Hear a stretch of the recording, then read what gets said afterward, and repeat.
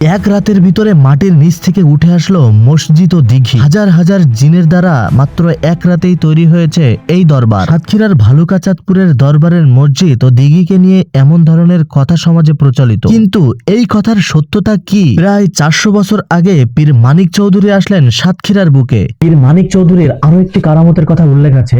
ইংরেজ শাসনামলে একবার তার ফাঁসির রায় হলে বিচারক বারবার তার ফাঁসির কথা লিখতে থাকলে লেখা শেষে দেখা যায় তার মুক্তির কথা লেখা হয়েছে। সিদ্ধ এই পুরুষ ছড়াতে লাগলেন শুদ্ধতার বাণী, কিন্তু এক রাতে বিশাল মসজিদ ও দরবার সীমানা তৈরির নৈপথ্যে দরবারের সাথে জড়িতদের ধারণা কি? অনেকে একটা কথা বলে যে মসজিদ নাকি অটোমেটিক মাটির তল থেকে উঠছিল। এক রাত্রি এখান থেকে ওই যে দেখলেন ওই জায়গাতে ওই পর্যন্ত ওই ইয়ে করে একটা গড় করিল এক রাত্রি হয়ে গেল। চেনেদের মাধ্যমে হ্যাঁ জানি। আর এই মসজিদ, এই যে মসজিদখানার সামনে যেটা আছে না, ওইটাই এক রাত্রি হয়ে গেল। এই গড় হয়ে গেল আর মসজিদ হয়ে গেল।